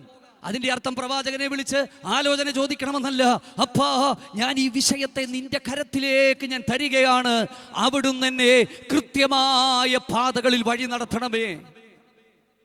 Price the lord. Praise the Lord. ഈ പ്രാർത്ഥനയോടെ നമ്മൾ ചുവട് വെച്ചാൽ ദൈവത്തിന് സ്തോത്രം നമ്മളെ എത്തേണ്ട പാതകളിൽ ദൈവം നമ്മളെ എത്തിക്കും. Price the Lord. ഇത് തലമുറകളെ പഠിപ്പിക്കണം, ഇത് മനസ്സിലാക്കണം. പക്ഷെ ഇതിൽ നിന്ന് വിപരീതമായി ഇന്നത്തെ കാലത്ത് ആത്മീക സമൂഹത്തിലേക്ക് നമ്മൾ നോക്കുമ്പോൾ ഒരു വല്ലാത്ത അവസ്ഥയിലേക്ക് ആമേൻ ആത്മീക സമൂഹം മാറ്റപ്പെട്ടിരിക്കുകയാണ്. സ്തോത്രം. ആത്മീക മന്ദത ബാധിച്ചവരായി. ശരിക്കും പറഞ്ഞാൽ ദൈവഹിതം തിരിച്ചറിയുവാൻ തടസ്സമായി നിൽക്കുന്ന കുറച്ച് കാര്യങ്ങളുണ്ട്. അത് പറഞ്ഞിട്ട് ഞാൻ ആ ഭാഗത്തിലേക്ക് വേഗത്തിൽ വരാം. ദൈവത്തിന് സ്തോത്രം. എബ്രായ ലേഖനത്തിലേക്ക് നമ്മൾ വരുമ്പോൾ, എബ്രായ ലേഖനത്തിൽ വളരെ നന്നായി ഓടിയ ദൈവേഷ്ടപ്രകാരം യാത്ര ചെയ്ത ഒരു ജനസമൂഹം മുഴുവനും ആത്മീക മന്ദത ബാധിച്ചവരായി വല്ലാത്ത അവസ്ഥയിലേക്ക് അവർ പോയി. അതുകൊണ്ടാണ് പറയുന്നത്, കാലം നോക്കിയാൽ ഉപദേഷ്ടാക്കന്മാരായിരിക്കേണ്ടവരാണ്, പക്ഷേ മാന്യം വന്നതുകൊണ്ട് ദൈവത്തിന് സ്തോത്രം ആമേൻ ഇപ്പോൾ നിങ്ങൾക്ക് ഉപദേശിച്ചു തരുവാൻ പറ്റത്തില്ലെന്ന് പറഞ്ഞാൽ ആത്മീക മന്ദത അവരെ പിടിച്ചു. ഇന്ന് രാത്രിയിൽ ഈ പ്രാർത്ഥനയ്ക്കകത്ത് ദൈവത്തിന് സ്തോത്രം വളരെ ശാന്തമായി ഇത് സംസാരിച്ചാലും പരിശുദ്ധാത്മാവ് ചില ആത്മീകമായ ചില പോരായ്മകളെ പരിഹരിക്കുന്ന രാത്രിയായി മാറട്ടെ. എത്ര പേര് ദൈവത്തിന് സ്തോത്രം ചെയ്യും? നമ്മുടെ ആത്മീക പോരായ്മകൾ വചനം പഠിച്ചപ്പോൾ എനിക്കൊരു കാര്യം മനസ്സിലായി. ദീർഘനാളുകളിലെ നമ്മുടെ ആത്മീക യാത്രയിൽ പല രോഗങ്ങളും നമ്മളെ ബാധിക്കാൻ സാധ്യതയുണ്ട്. രോഗമെന്ന് പറയുന്നത് പനിയും തലവേദനയും അസുഖങ്ങളും ഒന്നുമല്ല. ആത്മീക രോഗങ്ങൾ ബാധിക്കാൻ സാധ്യതയുണ്ട്. അതിലൊന്നാണ് ആത്മീക മന്ദത, രണ്ടാമത്തേതാണ് ആത്മീക നഗ്നത. ഈ ആത്മീക നഗ്നത ബാധിച്ചത് എവിടെയാണെന്ന് അറിയാമോ? ലവോദിക്യ സഭയ്ക്കാണ്. Praise the lord. അത് ബാധിക്കാനുള്ള കാരണം എന്താണെന്ന് അറിയാമോ? അവരുടെ സമ്പത്തിന്റെ അതിപ്രസരമാണ്. Praise the lord. അവർ വസ്ത്രവിപണന രംഗത്ത് അന്നത്തെ കാലത്ത് പ്രശസ്തി ആർജിച്ചവരായിരുന്നു. അവരുടെ കണ്ണിൽ എഴുതുന്ന ലേപനം എന്ന് പറയുന്നത് ലോക പ്രശസ്തമായിരുന്നു. അപ്പോൾ ഇത്തരത്തിലുള്ള സകല സൗകര്യത്തിന്റെ അകത്തും സുഖത്തിന്റെ അകത്തും അവർ മുൻപോട്ട് പോകുമ്പോൾ അവർ ആത്മീകരായി നഗ്നരായി പോയി എന്നുള്ള സത്യം അവർ മനസ്സിലാക്കിയില്ല. Praise the lord. ഇന്ന് രാത്രി ഞാൻ വളരെ സ്നേഹത്തോടെ ഞാൻ പറയാം, നമ്മുടെ സമ്പത്ത് നമ്മുടെ കാഴ്ചപ്പാടിനെ ഇല്ലാതാക്കരുത്. എത്ര പേര് മനസ്സിലായി? ദൈവത്തിന് സ്തോത്രം. ഭൗതികത വർദ്ധിക്കുമ്പോൾ, നന്മകൾ വർദ്ധിക്കുമ്പോൾ, ദൈവം ജീവിതത്തിൽ സകലതും തരുമ്പോൾ ദൈവത്തിന് സ്തോത്രം സ്വയം സംതൃപ്തരായി പോകാനല്ല. നമ്മുടെ ആത്മീക ശൂന്യാവസ്ഥകൾ ഉണ്ടെങ്കിൽ അത് പണിയപ്പെടണം. ദൈവത്തിന് സ്തോത്രം. Price the Lord. ആത്മീക നഗ്നത അവരെ ബാധിച്ചു. മറ്റു ജില്ലകളിൽ ഞാൻ കണ്ടപ്പോൾ ദൈവഹിതത്തിൽ നിന്ന് പുറകിലേക്ക് കൊണ്ടുപോയി കളഞ്ഞത് എന്താണെന്നറിയാമോ? ആത്മീക ഉറക്കമാണ്. എനിക്കിന്ന് രാത്രി ഇത് പറയാതിരിക്കാൻ പറ്റില്ല. ഇന്നത്തെ കാലത്ത് നമ്മൾ പലയിടത്തേക്ക് നോക്കിയാൽ ആത്മീകമായുള്ള ഉറക്കത്തിലേക്ക് പോയി. സത്യത്തിൽ അന്ത്യകാലത്തിന്റെ ലക്ഷണങ്ങളിൽ ഒന്നാണ് ഈ ഉറക്കം. അതുകൊണ്ടാണ് കർത്താവായ യേശു ക്രിസ്തു തന്റെ വരവുമായിട്ടൊക്കെ ബന്ധപ്പെട്ട് ഉണർന്നിരിപ്പീൻ, ഉണർന്നിരിപ്പീൻ, ഉണർന്നിരിപ്പീൻ എന്ന് ആവർത്തിച്ചു പറയുന്നത്. ദൈവഭക്തന്മാർ പലരും ഉറക്കത്തിൽ വീണുപോയി. ഒരിക്കൽ വളരെ ശക്തമായി ശുശ്രൂഷ ചെയ്തൊരു മനുഷ്യനാണ് ഏലിയാവ്. അദ്ദേഹം ചില വെല്ലുവിളികളുടെ മുമ്പിൽ ഒരു ചൂരച്ചെടിയുടെ ചുവട്ടിൽ വന്ന് കിടന്ന് അദ്ദേഹം അവിടെ കിടന്ന് ഉറങ്ങാൻ തുടങ്ങി. ഇല്ലേ? ഉറങ്ങാൻ തുടങ്ങി എന്നല്ല, അദ്ദേഹം ഉറങ്ങി എന്നാണ്. ഇല്ലേ? ദൈവത്തിന് സ്തോത്രം. അടുത്ത വാക്യം. ആമേൻ. തണലിൽ കിടന്ന് ഉറങ്ങുമ്പോൾ സത്യത്തിൽ അവിടെ കിടന്ന് ഉറങ്ങാനുള്ളവനല്ല, ഇതിനപ്പുറത്ത് ചില ശുശ്രൂഷകൾ ചെയ്യാനുള്ളതാണ്. പക്ഷെ ചില വെല്ലുവിളികൾ, ലോകത്തിന്റെ സാഹചര്യങ്ങൾ ആ ദൈവ മനുഷ്യനെ ഉറക്കിക്കളഞ്ഞു. ഇന്ന് രാത്രിയിൽ ആരെങ്കിലും ഉറങ്ങിയിട്ടുണ്ടെങ്കിൽ പരിശുദ്ധാത്മാവ് ഈ ശുശ്രൂഷയുടെ 3-ാമത്തെ ദിവസം രാത്രിയിൽ ചില ആത്മീക ഉറക്കം വിട്ട് നാം എഴുന്നേൽക്കണമെന്ന് ദൈവം ആഗ്രഹിക്കുകയാണ്. Price the Lord. സ്തോത്രം. വളരെ ശക്തമായി ശുശ്രൂഷ ചെയ്തൊരു മനുഷ്യനാണ് അദ്ദേഹം. പക്ഷെ ചില വെല്ലുവിളികൾ വന്നപ്പോൾ അദ്ദേഹം അവിടെ കിടന്നുറങ്ങി. അദ്ദേഹത്തെ തട്ടി ദൈവം ഉണർത്തി. മറ്റൊരു വ്യക്തി ഉറങ്ങി. ആരാണെന്നറിയാമോ? പ്രവാചകനായ യോന. അദ്ദേഹത്തെ കുറിച്ച് എഴുതിയിരിക്കുന്നത് ഭയങ്കര രസമാണ്. വചനത്തിന്റെ അകത്ത് എഴുതിയിരിക്കുന്നത് അദ്ദേഹം നല്ലവണ്ണം കിടന്നുറങ്ങിയെന്നാണ്. Price the Lord. എനിക്ക് തോന്നുന്നില്ല അദ്ദേഹത്തിന്റെ ജീവിതത്തിൽ അങ്ങനെ ഒരു ഉറക്കം ഉറങ്ങിയിട്ടുണ്ടെന്ന്. കാരണം അവിടെ എഴുതിയിരിക്കുന്ന അദ്ദേഹം ഇറങ്ങി, കിടന്നു, നല്ലവണ്ണം ഉറങ്ങി. യോനയുടെ പുസ്തകം 1-ാം അധ്യായം ദൈവത്തിന് സ്തോത്രം 5-ാമത്തെ വാക്യം കണ്ടോ?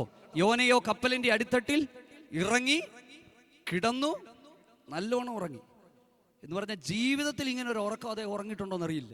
അതുപോലെ പുള്ളി ഉറങ്ങി. കാരണം എന്താണെന്നറിയാമോ? ദൈവഹിതത്തിൽ നിന്ന് മാറി യാത്ര ചെയ്തുകൊണ്ടാണ് അദ്ദേഹം ഉറങ്ങിയത്. പക്ഷെ കാരുണ്യവാനായ ദൈവത്തിന് സ്തോത്രം കാറ്റും കോളും ഒക്കെ അടുപ്പിച്ചപ്പോൾ, പ്രൈസ് ദി ലോർഡ്, തിരിച്ച് ദൈവ പദ്ധതിയിലേക്ക് കൊണ്ടുവന്നപ്പോൾ ഇന്ന് രാത്രിയിൽ അതിൻ്റെ അകത്ത് നിന്ന് എനിക്കൊരു ദൂത് പറയണമെന്നുണ്ട്. ദൈവത്തിന് സ്തോത്രം. അദ്ദേഹത്തെ കൊണ്ടുവന്ന് ദൈവം ചിലതെല്ലാം ചെയ്തിട്ട് അദ്ദേഹത്തെ കൊണ്ടുവന്ന് ഒരു സ്ഥലത്തിരുത്തി ഒരു ആവണക്ക് മുളപ്പിച്ച് അതിലൂടെ ചില പാഠങ്ങൾ പഠിപ്പിക്കാൻ ദൈവം ആഗ്രഹിച്ചു. പക്ഷെ പഠിച്ചില്ല. യോനായോട് ദൈവം ചോദിച്ചു, നീ കോപിക്കുന്നത് വിഹിതമാണോ? എന്ത്? യോന പറയുകയാണ്, ഞാൻ മരണപര്യന്തം കോപിക്കും. അങ്ങനെയാണ് എഴുതിയിരിക്കുന്നത്. പ്രൈസ് ദി ലോർഡ്, ഞാൻ ദൈവത്തിന് സ്തോത്രം. അടുത്ത വാക്യം നിങ്ങൾ കാണിക്കുമ്പോൾ അതിൻ്റെ അകത്ത് കോപിക്കുന്നത് വിഹിതമോ എന്ന് ചോദിക്കുമ്പോൾ ദൈവത്തിന് സ്തോത്രം അവിടെ എഴുതിയിട്ടുണ്ട്, ഞാൻ മരണപര്യന്തം കോപിക്കും എന്നാണ്. വിഹിതമാണെന്നാണ് പറയുന്നത്. പക്ഷെ ഈ 4-ാം അധ്യായം കഴിയുമ്പോൾ അദ്ദേഹത്തിന്റെ ചരിത്രമില്ല. ഞാൻ പറഞ്ഞ മനസ്സിലായോ? അങ്ങനെ ഒരു പ്രവാചകന്റെ ചരിത്രമില്ല. പക്ഷെ പ്രവാചകനായ യെശയ്യാവിനെ നിങ്ങളൊന്ന് നോക്കിക്കേ. അദ്ദേഹം ഒരു ആരാധനയിലേക്ക് വന്നപ്പോൾ, അദ്ദേഹം 6-ാം അധ്യായത്തിൽ വരുമ്പോൾ അദ്ദേഹം സെറാഫുകൾ ആരാധിക്കുന്നത് കണ്ടപ്പോൾ അദ്ദേഹം തുള്ളിയില്ല, അദ്ദേഹം ചാടിയില്ല, അദ്ദേഹം ബഹളമുണ്ടാക്കിയില്ല. പക്ഷേ ദൈവമഹത്വത്തെ കണ്ടപ്പോൾ ദൈവത്തിന് സ്തോത്രം, അദ്ദേഹത്തിന് ചില സ്വയ തിരിച്ചറിവുകൾ ഉണ്ടായി. ഹല്ലേലൂയ. നമ്മൾ ഈ പല സ്ഥലങ്ങളിലും നല്ല ആരാധനയാണെന്ന് പറയുന്നത് എന്താണ്? എന്നോടാരും പിണങ്ങരുത്. നമ്മൾ ഈ വചനത്തിന്റെ സത്യം മനസ്സിലാക്കണം. നമ്മൾ ഈ ഒരു കാര്യം നല്ല ആരാധനയാണെന്ന് പറയുന്നത് എന്താണ്? ഭയങ്കര ഇൻസ്ട്രുമെന്റ്സിന്റെ ബഹളവും കുറെ കൊട്ടും ബഹളവും പാട്ടും ഒക്കെ കേൾക്കുമ്പോൾ നമ്മൾ പറയും ഭയങ്കര വർഷിപ്പായിരുന്നു, ഇല്ലേ? അപ്പൊ ഇവിടെ ഭയങ്കര ആരാധനയാണ് അവിടെ നടക്കുന്നത്. അല്ലെങ്കിൽ സൈന്യങ്ങളുടെ യഹോവ ആ ഒരു സിംഹാസനത്തിൽ ഇരിക്കുമ്പോൾ സെറാഫുകൾ ഉയർന്നും പൊങ്ങിയും ഒക്കെ ദൈവത്തിന് സ്തോത്രം ആരാധിക്കുന്നത് കണ്ടപ്പോൾ യഥാർത്ഥമായ ആരാധന അവിടെ സംഭവിച്ചു. എന്താണെന്നറിയാമോ? അദ്ദേഹം തൻ്റെ സ്വയത്തിലേക്ക് തിരിച്ചു നോക്കി. Price the lord, praise the Lord. ഇതാണ് പ്രവാചകനായ യെശയ്യാവിലും പ്രവാചകനായ യോനായിലും ഞാൻ കണ്ട വ്യത്യാസം. യെശയ്യാവ് വേദപുസ്തകത്തിന്റെ അകത്തെ വേദപുസ്തകം എന്നറിയപ്പെടുന്ന പുസ്തകം എഴുതിയ മനുഷ്യനാണ് യെശയ്യാവ്. അദ്ദേഹം അത് വെറുതെ എഴുതിയതല്ല. അദ്ദേഹത്തിന്റെ പാപം പ്രവാചകൻ വന്ന് തലയിൽ കൈവച്ചില്ല. ദൈവം ദൂത് പറഞ്ഞില്ല. ചിലർ പറയുന്നത് ദൈവം എന്നോട് പറയട്ടെ, എൻ്റെ കുറ്റം എനിക്ക് വെളിപ്പെടുത്തി തരട്ടെ. Price the Lord. ഞാനൊരു കാര്യം പറയാം, എന്നെ ഞാൻ അറിയുന്നതിനേക്കാൾ നന്നായി ഈ ലോകത്തിൽ അറിയുന്ന ഒരു മനുഷ്യനില്ല. സത്യമല്ല ഞാൻ പറഞ്ഞത്. എന്നെ ഞാൻ അറിയുന്നതിനേക്കാൾ ലോകത്തിൽ അറിയുന്ന മറ്റൊരു മനുഷ്യനുമില്ല. നോക്കിക്കേ, ദൈവം അവിടെ യെശയ്യാവിനോട് സംസാരിച്ചില്ല. സെറാഫുകൾ അദ്ദേഹത്തോട് സംസാരിച്ചില്ല. ചില സ്വയം തിരിച്ചറിവുകൾ അദ്ദേഹത്തിനുണ്ടായി. ഇന്ന് രാത്രിയിൽ ദൈവഹിതം മനസ്സിലാക്കണമെങ്കിൽ ചില സ്വയം തിരിച്ചറിവുകൾ ഉണ്ടാകണം. എത്ര പേര് ഇന്ന് രാത്രിയിൽ ദൈവത്തിന് സ്തോത്രം ചെയ്യും? ആ തിരിച്ചറിവുകൾ മനസ്സിലാക്കാനാണ് ഇന്ന് രാത്രിയിൽ നാം ദൈവസന്നിധിയിൽ ഇരിക്കുന്നത്. അപ്പോൾ 13-ാം അധ്യായത്തിലേക്ക് നമ്മൾ വരുമ്പോൾ ഇവിടെ 5 പേര് ചില ദിവസങ്ങളായി ഉപവാസത്തിലാണ്. ഞാൻ ഇന്നലെ പറഞ്ഞു, എത്ര ദിവസം ഉപവസിച്ചുവെന്ന് നമുക്കറിയില്ല. ഞാൻ പറഞ്ഞ കാര്യം, നമ്മൾ ഒന്നിനെയും ഒരു പ്രോഗ്രാം ആക്കരുത്. എത്ര പേര് മനസ്സിലായി? വർഷാവസാനത്തിൽ കുവൈറ്റ് ചർച്ച് ഓഫ് ഗോഡ് ചർച്ചിന്റെ വെറും ഒരു പ്രോഗ്രാമായി ഈ ഉപവാസ പ്രാർത്ഥന മാറാതെ ഇത് ജീവിതത്തിന്റെ രൂപാന്തരത്തിന്, ആമേൻ, ക്രിസ്തുവിന്റെ ദൈവത്തിന് സ്തോത്രം, ഹല്ലേലൂയ, ആ ദൈവത്തിന് സ്തോത്രം, ആ ദൈവപുത്രന്റെ പ്രതിമയോട് ദൈവത്തിന് സ്തോത്രം ഞാൻ ചേരുവാൻ, അവിടുത്തെ വിശുദ്ധി പ്രാപിപ്പാൻ, അങ്ങേക്ക് ദൈവത്തിന് എന്നെ കുറിച്ചുള്ള ഇഷ്ടം തിരിച്ചറിയുവാൻ സമർപ്പിക്കുന്നതാകണം ഉപവാസം. Price the Lord. വേദപുസ്തകത്തിന്റെ അകത്ത് ഞാൻ ഇന്നലെ പറഞ്ഞല്ലോ, എണ്ണം പറഞ്ഞ ഉപവാസവും എണ്ണം പറയാത്ത ഉപവാസവുമുണ്ട്. മാസങ്ങൾ ഉപവസിച്ചവരുണ്ട്, മാസങ്ങൾ. ആരാണെന്ന് ആർക്കെങ്കിലും പറയാമോ? പ്രവാചക, ആമേൻ, നെഹമ്യാവാണ്. നെഹമ്യാവ് പ്രവാചകനല്ല, നെഹമ്യാവ്. അദ്ദേഹത്തിന്റെ ഉപവാസം ആരംഭിക്കുന്നത് കിസ്ലേവ് മാസത്തിലാണ്. കിസ്ലേവ് മാസം എബ്രായ കലണ്ടറിലെ നിസാൻ മാസം അല്ലെങ്കിൽ സീവാൻ മാസം വരെ അദ്ദേഹം ഉപവസിച്ചു. എന്റെ കണക്കിൽ മിനിമം 120 ദിവസം അദ്ദേഹം ഉപവസിച്ചു. അദ്ദേഹം പൂർണ്ണമായി ഉപവസിച്ചെന്ന് നമുക്ക് ചിന്തിക്കാൻ പറ്റില്ല. കാരണം അത്രയും ദിവസം ആർക്കും ഭക്ഷണം കൂടാതെ ഇരിക്കാൻ പറ്റില്ല. എണ്ണം എഴുതിയിട്ടില്ല, എൻ്റെ കണക്കാണ്. ഞാനൊരു കാര്യം പറയാം, ആ ഒരു മനുഷ്യനെയാണ് യെരുശലേമിന്റെ മതിലിന്റെ പണിക്ക് വേണ്ടി ദൈവം ഉപയോഗിച്ചത്. എത്ര പേര് ഇന്ന് രാത്രിയിൽ സ്തോത്രം ചെയ്യും? ദൈവ പൈതലേ, ആമേൻ, നമ്മുടെ പ്രാർത്ഥനകളെ, നമ്മുടെ ഉപവാസത്തെ പ്രോഗ്രാം ആക്കരുത്. Praise the lord, praise the Lord. സഭയിൽ ഉപവാസ പ്രാർത്ഥന നടക്കുക, അതുകൊണ്ട് ഞാനും പോയി എൻ്റെ തല കാണിച്ചേക്കാം എന്നുള്ളതല്ല. ദൈവത്തിന് സ്തോത്രം, എന്നെ കുറിച്ചുള്ള ദൈവത്തിന്റെ ഇഷ്ടം എന്താണത്? Glory to God, glory to God, praise the Lord. സഭയിൽ വർഷാവസാനം ഉപവാസം നടക്കുക. എൻ്റെ ചർച്ചിലാണ് ഞാൻ ശുശ്രൂഷിക്കുന്നിടത്ത് എല്ലാ മാസവും ഉപവാസമുണ്ട്. ഉപവാസത്തിനൊന്നും ഒരു പഞ്ഞവും ഇല്ല. പക്ഷെ പല സമയത്തും ഇതൊക്കെ പ്രോഗ്രാം ആകുകയാണ്. സ്തോത്രം. ദൈവം ഒന്നിനെയും ഒരു പ്രോഗ്രാം ആക്കാൻ ആഗ്രഹിക്കുന്നില്ല. കാരണം ആരാധനയിലും പ്രാർത്ഥനയിലും ഉണ്ടാകേണ്ടുന്ന ചില ദൈവോദ്ദേശമുണ്ട്.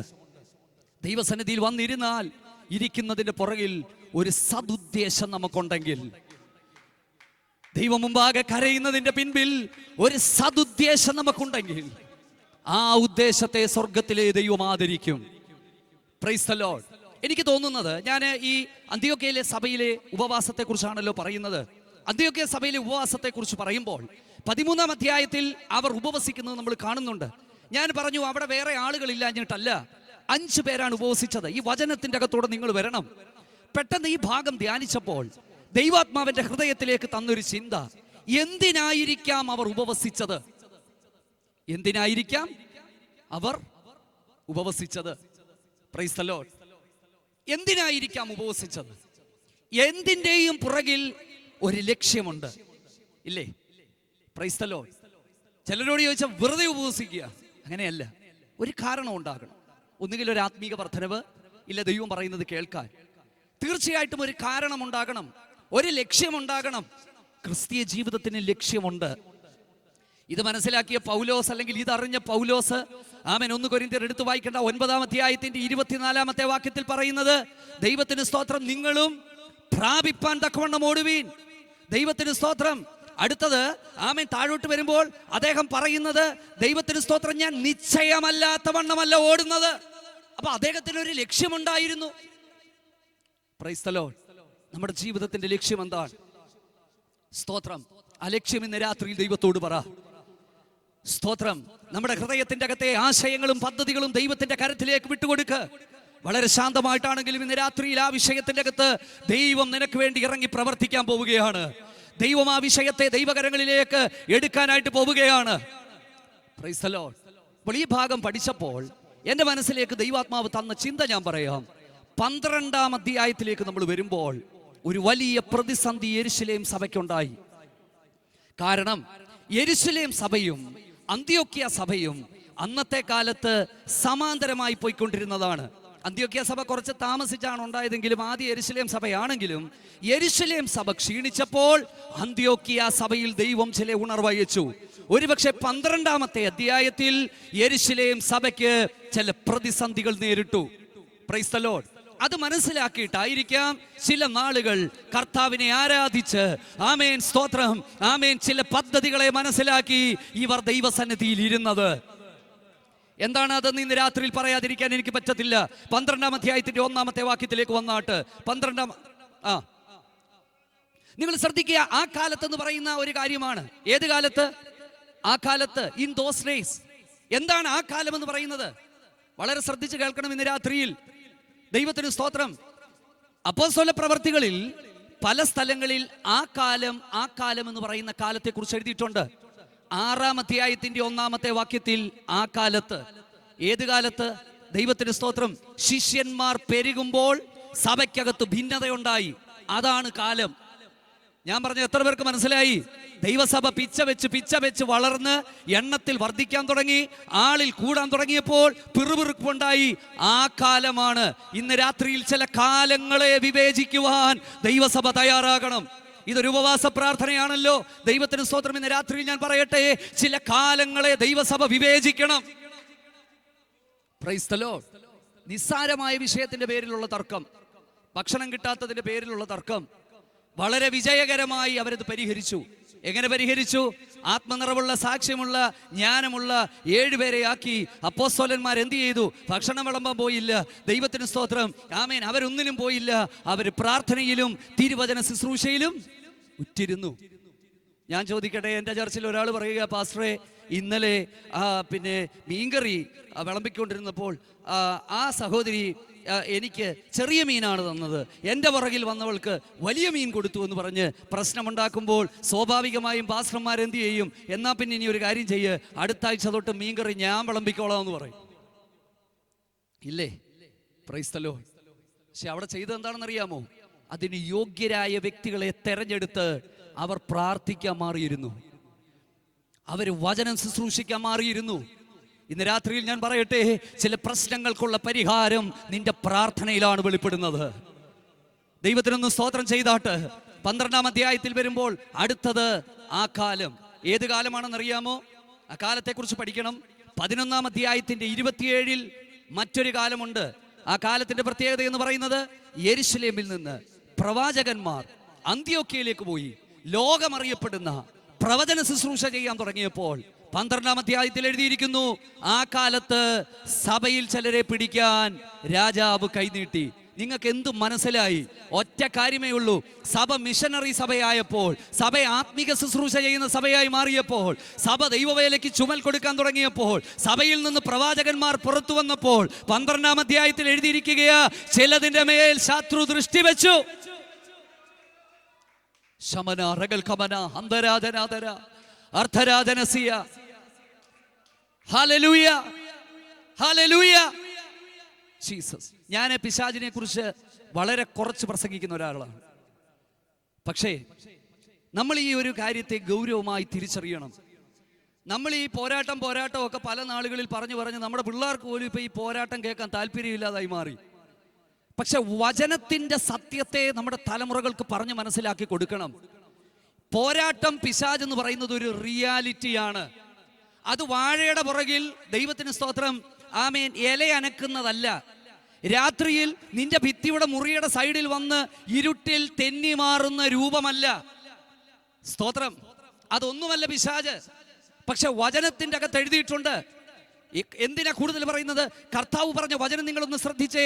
ഞാൻ എൻ്റെ സഭയെ പണിയും. പാതാള ഗോപുരങ്ങൾ അതിനെ 2 വാക്യത്തിൽ ഒരൊറ്റ കാര്യമാണ് എഴുതിയിരിക്കുന്നത്. Price the Lord. സ്തോത്രം. ഒന്ന് പണിയുമ്പോൾ മറുഭാഗത്ത് പാതാള ഗോപുരങ്ങൾ ഉയർന്നു നിൽപ്പുണ്ട്. ദൈവത്തിനൊന്ന് സ്തോത്രം ചെയ്താട്ട്. സ്തോത്രം. ഈ സ്ക്രീനിൽ കാണിക്കുന്നത് AI വല്ലതും ആണോ? ആർട്ടിഫിഷ്യൽ ഇന്റലിജൻസ് വല്ലതും ആണോ ഇത്? അതോ ഇരിക്കുന്നയാള്? സ്തോത്രം.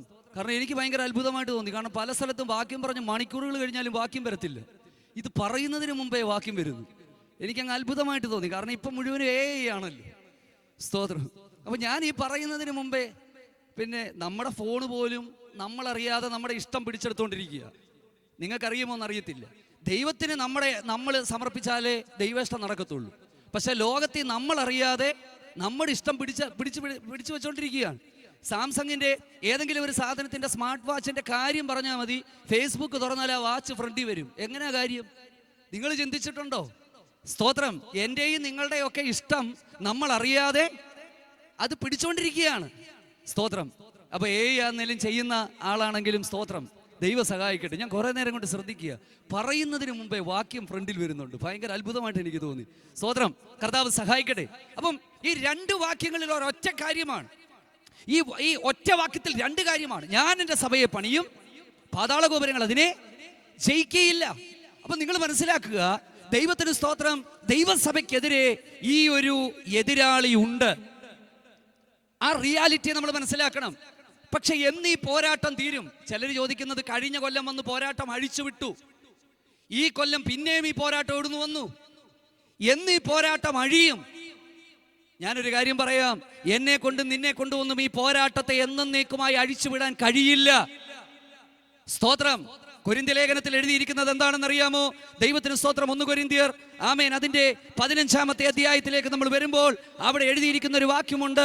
ദൈവത്തിന് സ്തോത്രം. ആ വാക്യത്തിൽ എഴുതിയിരിക്കുന്ന എന്താണെന്ന് അറിയാമോ? ഒടുവിൽ അവൻ സകല വാഴ്ചകൾക്കും അധികാരങ്ങൾക്കും നീക്കം വരുത്തിയിട്ട് രാജ്യം പിതാവിന്റെ കയ്യിൽ ഏൽപ്പിക്കും എന്ന് പറഞ്ഞാൽ ഈ വാഴ്ചകളെയും അധികാരങ്ങളെയും ഏറ്റവും ഒടുവിൽ നീക്കുന്നത് ആമേൻ ക്രൂശിന്മേൽ ജയോത്സവം കൊണ്ടാടിയ യേശു കർത്താവാണ്.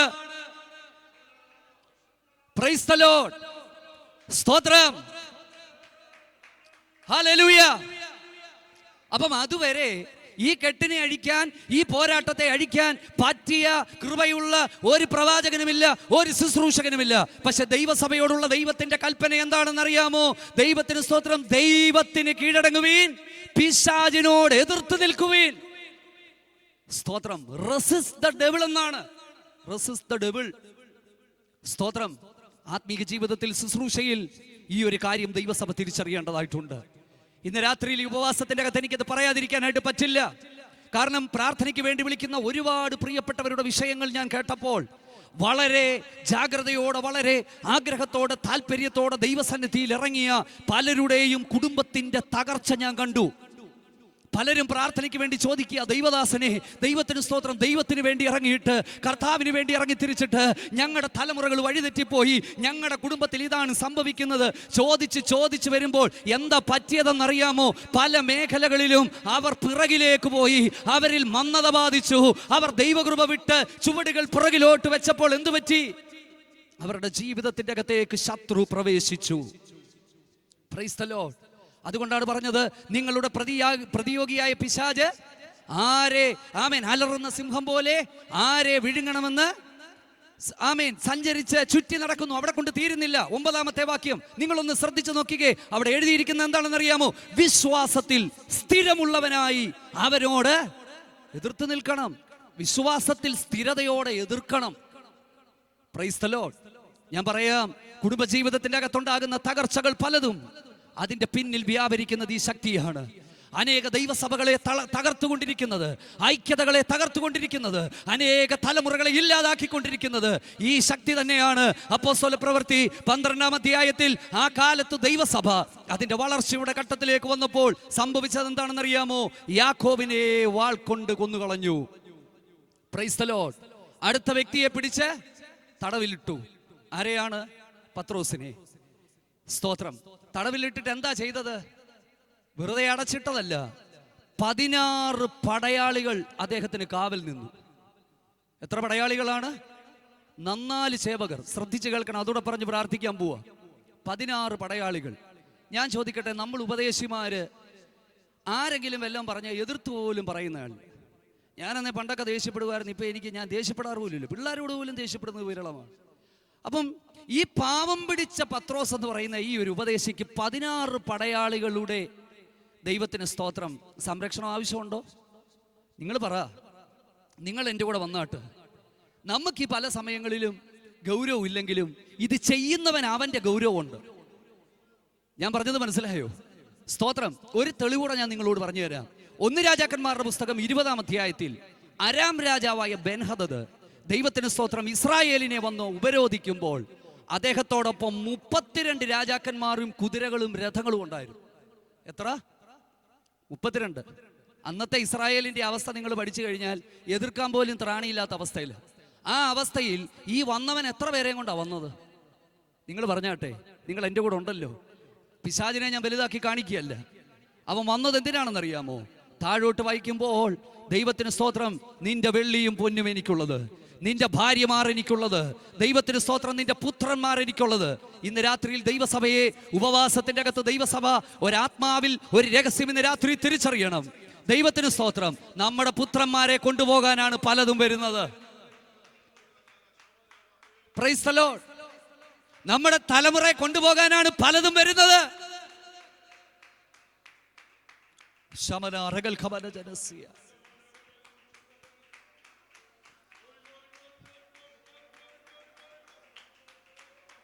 യേശുവിന്റെ നാമത്തിൽ ഹല്ലേലൂയ. ജീസസ്.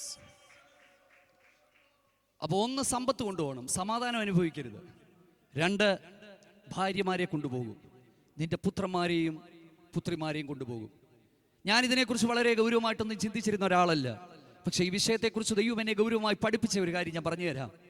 ഞാൻ ദൈവശാസ്ത്ര വചനമൊക്കെ പഠിച്ച് നമ്മൾ അങ്ങനെ പോയി ബൈബിൾ കോളേജിലൊക്കെ പഠിച്ച് അല്ലെങ്കിൽ ഇങ്ങനെ പഠിപ്പിച്ച് പോയിക്കൊണ്ടിരുന്ന കാലങ്ങളിൽ ഇതിനെക്കുറിച്ചൊന്നും ഗൗരവമായിട്ട് എടുത്തില്ല. പക്ഷെ 2022 ഞങ്ങളുടെ ജീവിതത്തിൽ ഒരു സംഭവം നടന്നു. ആന്ധ്രയിൽ ഒരു മലയാളികൾ പോലും ഇല്ലാത്തൊരു സ്ഥലത്ത് ആമേൻ വളരെ ശക്തമായി ദൈവം ഞങ്ങളെ ഉപയോഗിച്ചു. അതിൻ്റെ കാരണം എന്താണെന്ന് ചോദിച്ചാൽ, അവിടുത്തെ ഒരു ഉപവാസ പ്രാർത്ഥനയിൽ മാർച്ച് മാസത്തിൽ ശുശ്രൂഷിച്ചപ്പോൾ ചില ദൈവിക വിടുതലുകൾ അതിൻ്റെ അകത്ത് സംഭവിച്ചു.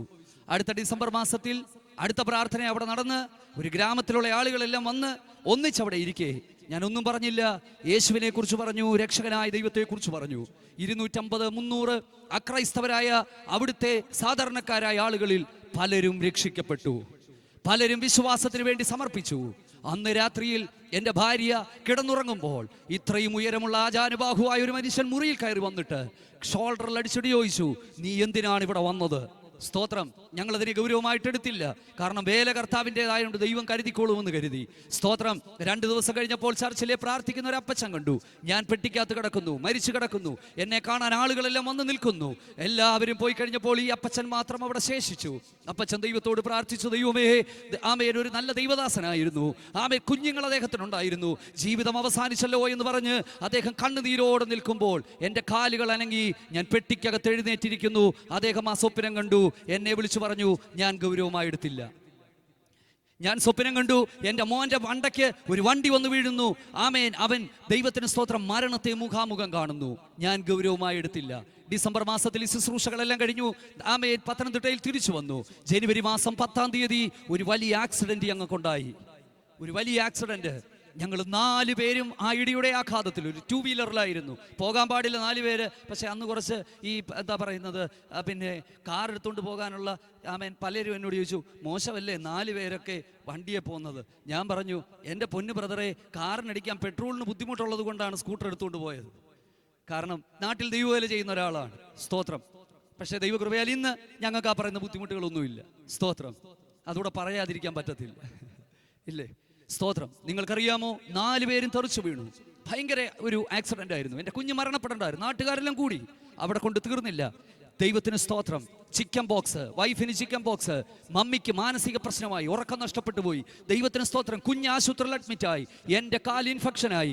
3 മാസങ്ങൾ കൊണ്ട് ഞങ്ങളെ സാമ്പത്തികമായും ശാരീരികമായും തളർത്തി കളഞ്ഞു. സ്തോത്രം. പൈശാചിക യുദ്ധം എന്ന് പറയുന്നത് ചെറുതല്ല. ദൈവത്തിന് സ്തോത്രം. അത് സംഭവിച്ചത് എന്തുകൊണ്ടാണെന്നറിയാമോ? ഞാൻ ഗൗരവമായി ദൈവസന്നിധിയിൽ ഇരുന്ന് പ്രാർത്ഥിച്ചിരുന്നെങ്കിൽ ഈ നഷ്ടം എൻ്റെ ജീവിതത്തിൽ സംഭവിക്കില്ലായിരുന്നു. Price the Lord. ദൈവം കാരുണ്യവാനായ ദൈവമായതുകൊണ്ട്, സ്നേഹവാനായ ദൈവമായതുകൊണ്ട് എന്നെ മരണത്തിന് ഏൽപ്പിച്ചു കൊടുത്തില്ല. പല സമയത്ത് നമ്മൾ ചിന്തിക്കും, ദൈവം കരുതിക്കോളും, ദൈവം സൂക്ഷിച്ചുകൊള്ളും. നല്ലതാണ്. പക്ഷേ അത് നിന്റെ ഉദാസീനതയ്ക്കും അലസതയ്ക്കും കാരണമാകരുത്. ഞാൻ പറഞ്ഞത് എത്ര പേര് മനസ്സിലായി? ദൈവം കരുതിക്കൊള്ളും, ദൈവം നടത്തിക്കൊള്ളും എന്നുള്ള ചിന്ത അലസതയ്ക്ക് കാരണമാകരുത്. പ്രാർത്ഥിക്കേണ്ട സമയങ്ങളിൽ ദൈവസന്നിധിയിൽ ഇരുന്ന് പ്രാർത്ഥിക്കണം. സ്തോത്രം, സ്തോത്രം. ഞാൻ മുഴുവനും വിവരിക്കുന്നില്ല. പ്രശ്നത്തിന് മേൽ പ്രശ്നമായി. ഏറ്റവും ഒടുവിൽ ആ പ്രശ്നത്തിൽ ഞങ്ങൾ രക്ഷപ്പെട്ടത് എങ്ങനെയാണെന്നറിയാമോ? ഞങ്ങൾക്ക് വേണ്ടി ഞങ്ങളുടെ ദൈവസഭ 7 ദിവസം ഉപവാസമായിരുന്നു. ആ ഉപവാസത്തിന് ശേഷം ഞങ്ങൾക്കൊരു പ്രയാസവും ഉണ്ടായില്ല. ഇന്ന് രാത്രിയിൽ നമ്മൾ മനസ്സിലാക്കണം, ദൈവസഭ ഒന്നിച്ചിരുന്ന് പ്രാർത്ഥിക്കാൻ തയ്യാറായാൽ, ദൈവസഭ ഒന്നിച്ച് ദൈവസന്നിധിയിൽ ഇരിക്കാൻ തയ്യാറായാൽ, ജീസസ്, ആ പ്രാർത്ഥനയ്ക്കൊരു ശക്തിയുണ്ട്. എത്ര പേര് വിശ്വസിക്കുന്നുണ്ട്? Price the lord. ഹല്ലേലൂയ. എന്റെ സമയം ഇവിടെ തീരുകയാണ്.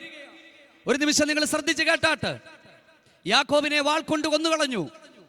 ആമേൻ. ആദ്യം സഭയ്ക്ക് ഈ കാര്യത്തെക്കുറിച്ച് ഗൗരവം മനസ്സിലായില്ല.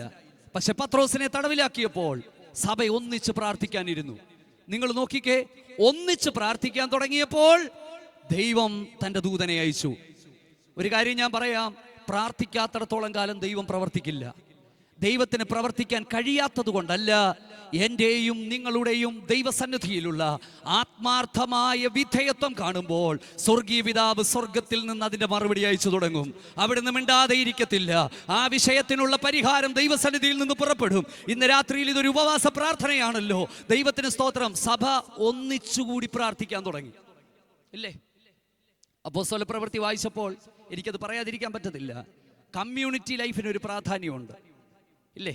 നമ്മൾ ചോദിക്കും, ഒന്നിച്ചുള്ള പ്രാർത്ഥന, ഒന്നിച്ചുള്ള കൂട്ടായ്മ പ്രാധാന്യമുണ്ടോ? തീർച്ചയായിട്ടും പ്രാധാന്യമുണ്ട്. സ്തോത്രം. ഇടയനും ആടുകളും എന്നുള്ള ഒരു പ്രയോഗം വേദപുസ്തകത്തിലുണ്ട്. ആടുകളുടെ ലൈഫ് എന്ന് പറയുന്നത് എങ്ങനത്തെ ലൈഫാണ്? കമ്മ്യൂണിറ്റി ലൈഫാണ്. ശ്രദ്ധിച്ച് മനസ്സിലാക്കുക. ആടുകളുടെ ലൈഫ് എന്ന് പറയുന്നത്, യഥാർത്ഥമായ ക്രിസ്തീയ ജീവിതം എന്ന് പറയുന്നത് ഒരു ദൈവസഭയ്ക്കകത്തുള്ള ജീവിതമാണ്. ഞാൻ പറഞ്ഞത് എത്ര പേർക്ക് മനസ്സിലായി? ആമേൻ. ഒരാട് ദൈവത്തിന് സ്തോത്രം അതിന്റെ കൂട്ടം വിട്ട് പുറത്തു പോയാൽ അതിന്റെ അർത്ഥം അത് അപകടത്തിലേക്കാണ് പോകുന്നത്. ഇന്ന് രാത്രിയിൽ കർത്താവിന്റെ ദാസന്മാരിൽ ഒക്കെ ഞങ്ങളൊക്കെ ഇവിടെ ശുശ്രൂഷിച്ച് മുമ്പോട്ട് പോയാലും ദൈവത്തിന് സ്തോത്രം, ഒരു കൂട്ടായ്മയും ദൈവസഭയിലെ ആരും മുടക്കരുത്. എത്ര പേർ മനസ്സിലായി? ദൈവസഭയുടെ പണിക്ക് ദൈവദാസന്മാരോട് ഒന്നിച്ചു ചേർന്ന്, ദൈവമാക്കിയവരോട് ഒന്നിച്ചു ചേർന്ന് ഒരുമിച്ച് പ്രാർത്ഥിക്കാൻ തയ്യാറായാൽ, ഒരുമനപ്പെടാൻ തയ്യാറായാൽ, 1-ാം നൂറ്റാണ്ടിൽ ഏറ്റവും വലിയ പ്രാധാന്യമുള്ള ഒരു വാക്ക് ഞാൻ പറഞ്ഞുതരാം. ഒരുമനപ്പെട്ട് പ്രാർത്ഥിച്ചു. ഒരു വീടാണെങ്കിലും ആ കുടുംബത്തിൽ ഒരുമന വേണം, ഒരു മനസ്സ് വേണം, ഐക്യത വേണം. നോക്കിക്കേ, ഇതിനെയാണ് പല സമയങ്ങളിലും പിശാച് ഇല്ലാതാക്കി കളയുന്നത്. സത്യമല്ലേ? ഒന്നിച്ചിരിക്കാൻ പറ്റില്ല, പല അഭിപ്രായങ്ങൾ വരും, സന്തോഷത്തോടെ ഒന്നും മുന്നോട്ട് കൊണ്ടുപോകാൻ പറ്റില്ല. ഇതിനെയൊന്നും സാധാരണ പ്രശ്നങ്ങളായി കാണാതെ ഒരാത്മീക കണ്ണിൽ ഈ പ്രശ്നത്തെ കണ്ടാൽ ഈ പ്രശ്നത്തിന് പരിഹാരം ഉണ്ടാകും. Price the Lord. അതുകൊണ്ട് എത്ര പേര് തീരുമാനമെടുക്കും ഈ ദിവസങ്ങളിൽ, കർത്താവേ ഞങ്ങൾ പ്രാർത്ഥനയ്ക്ക് വേണ്ടി സമർപ്പിക്കാൻ പോവുകയാ. ദൈവത്തിന് സ്തോത്രം. ഈ നാളുകളിൽ ദൈവസന്നിധിയിൽ ഞങ്ങൾ ഇരിക്കാൻ പോവുകയാ. ദൈവസഭ ശ്രദ്ധയോടെ പ്രാർത്ഥിച്ചു, ഇല്ലേ? ഒന്നിച്ച്. ഇന്നത്തെ കാലത്ത്, അല്ലെങ്കിൽ ചില കാലത്താണെങ്കിൽ ആൾക്കാർ ചിന്തിക്കും, അല്ലെങ്കിലും പുള്ളി കുറച്ച് ദിവസം ജയിലിൽ കിടക്കുന്നത് നല്ലതാണ്, ഇല്ലേ? ദൈവം വേണമെങ്കിൽ വിടിവിച്ചോട്ടെന്നൊക്കെ ചിന്തിക്കും. പക്ഷെ അങ്ങനെയല്ല. അവർ ഒന്നിച്ച് പ്രാർത്ഥിച്ചു. കണ്ണുകളെ ഒരു നിമിഷം ദൈവസന്നിധിയിൽ അടച്ചാട്ട്. ജീസസ്. ഉപവാസത്തിന് 3-ാമത്തെ ദിവസം ദൈവഹിതത്തിനായിട്ട് നമുക്ക് ഏൽപ്പിച്ചു കൊടുക്കാം. പ്രാർത്ഥനയ്ക്കായിട്ട് നമുക്ക് ദൈവസന്നിധിയിൽ ഏൽപ്പിച്ചു കൊടുക്കാം. നമ്മളെക്കുറിച്ചുള്ള ദൈവഹിതത്തിനായിട്ട് ഏൽപ്പിച്ചു കൊടുക്കാം. സ്തോത്രം. അപ്പാ, ഞങ്ങളെ സമ്പൂർണ്ണമായി സമർപ്പിക്കുന്നു. പരിശുദ്ധാത്മാവ് ഞങ്ങളുടെ ജീവിതത്തെ ഏറ്റെടുക്കണമേ കർത്താവേ. ജീസസ്. ദൈവഹിതത്തിനായിട്ട് ഏൽപ്പിച്ചു കൊടുക്കാം. ദൈവം നമ്മെ സഹായിക്കട്ടെ. ഹല്ലേലൂയ.